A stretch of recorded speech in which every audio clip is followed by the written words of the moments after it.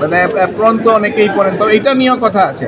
শুধুমাত্র চিকিৎসকরা অ্যাপ্রন পরা উচিত। অনেকেই দেখা যায় অনেক প্রফেশনের লোকজন আছেন তারা সাদা অ্যাপ্রন পরে মানে কাজ করেন, তখন কিন্তু আলটিমেটলি কিন্তু রোগীরা বিভ্রান্তিতে ভোগে। সুতরাং এখানে তো অবশ্যই এটা আমি আগেও এখানে বলে এসেছি যে মানমর্যাদা একটা বিষয়, এবং যারা এমবিবিএস ডিগ্রিধারী এবং বিডিএস ডিগ্রিধারী তারাই শুধু চিকিৎসক বা ডাক্তার নাম, তাদের ডাক্তার নামের আগে ডাক্তার নামের অধিকার তারাই রাখে। তো এটা হলে জনগণ বিভ্রান্ত হবে না। কিন্তু এখন যদি বিভিন্ন শ্রেণীর লোকজন লেখা শুরু করে দেয় তখন কিন্তু মানুষই বিভ্রান্ত হবে যে কে প্রকৃত চিকিৎসক। এবং আপনারা জানেন যে ভুয়ার চিকিৎসকের সারা বাংলাদেশ ভরে গেছে, এবং প্রতিনিয়তই আমরা দেখতে পাচ্ছি যে ভুয়া চিকিৎসক ধরা পড়ছে।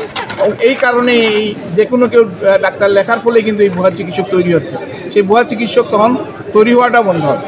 এই জন্য আমরা চাই যে যারা শুধুমাত্র এমবিবিএস এবং বিডিএস ডিগ্রিধারী তারাই ডাক্তার লিখবেন এবং তারাই সেই সাদা অ্যাপ্রন পরার অধিকার অর্জন করবেন।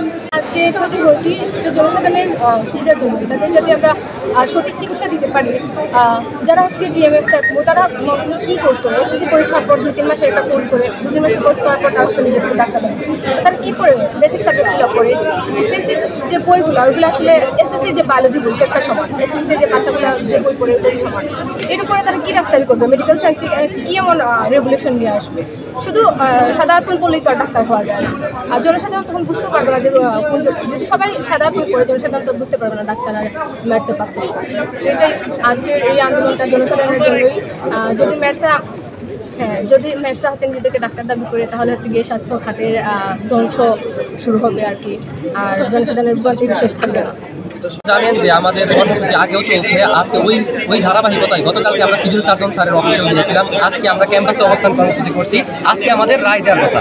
এখন আজকে আমরা এই জন্য অবস্থান করছি যে আমরা জানান দিতে চাই যে আমরা এখনো রাজপথ ছাড়িনি। রায় যদি আমাদের বিপক্ষে আসে, অর্থাৎ রায় শুধু আমাদের বিপক্ষে না, এ রায় আমাদের বিপক্ষে আসা মানে হচ্ছে জনমানুষের বিপক্ষে আসা। কারণ যারা ডাক্তার নয়, যারা কখনোই যৌক্তিকভাবেও ডাক্তার নয়, শুধুমাত্র এমবিবিএস আর বিডিএসই হচ্ছে ডাক্তার। কারণ আমরা ওই কোয়ালিফিকেশন করে 1.5 লাখ মানুষের সাথে প্রতিযোগিতা করে আমাদের ব্যাকেট, আমরা যারা সরকারি মেডিকেলে চান্স পেয়েছি, একটা অ্যাডমিশন টেস্টের মধ্য দিয়ে চান্স পেয়েছি, আপনারা জানেন 1.5 লাখ মানুষের সাথে প্রতিযোগিতা করে আমরা এই সরকারি মেডিকেলে একটা সিট চান্স পেয়েছি। অর্থাৎ তার মানে আমরা ধরে নিতে পারি আমরা যোগ্য, এর জন্যই আমরা ডাক্তারি পড়তেছি। যাদের যোগ্যতা নেই তারা কিভাবে ডাক্তার লিখতে পারে? তো এটা অযৌক্তিক, এটা জনমানুষের সাথে প্রতারণা।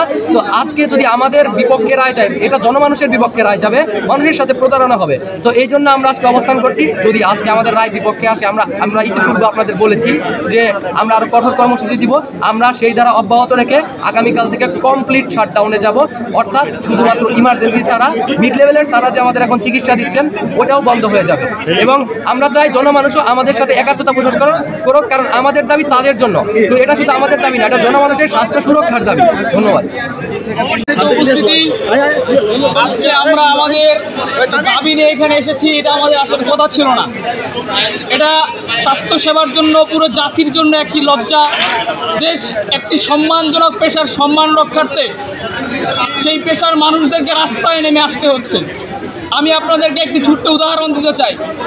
আজকের পৃথিবীতে আপনারা দেখবেন মানুষ আইফোন কেনে, অনেক দামি জিনিস।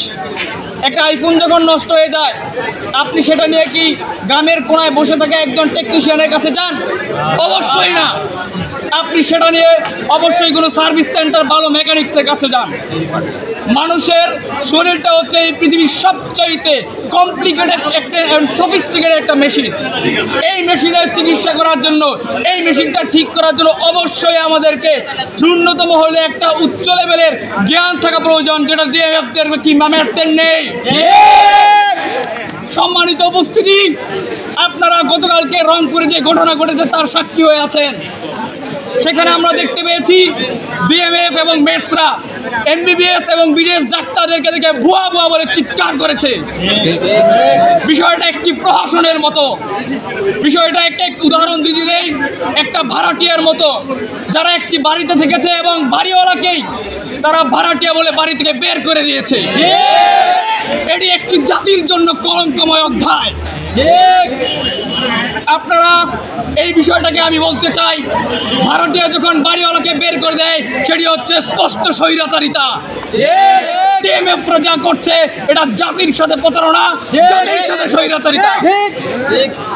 তারা আপনারা দেখে থাকবেন অনলাইনে বিভিন্ন জায়গায় MBBS এবং DMF এর একটা কারিকুলাম তৈরি করেছে।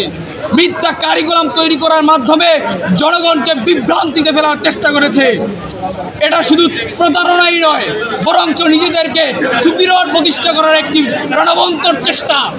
এই চেষ্টাকে আমরা তীব্র নিন্দা জানাচ্ছি। আপনারা খেয়াল করে থাকবেন, DMF যখন আত্মীয় স্বজন অসুস্থ হয় তারা কিন্তু নিজেরা চিকিৎসা করে না, তারা কোথায় যায়? ডাক্তারের কাছে। তারা MBBS কিংবা BDS এর কাছে যায়।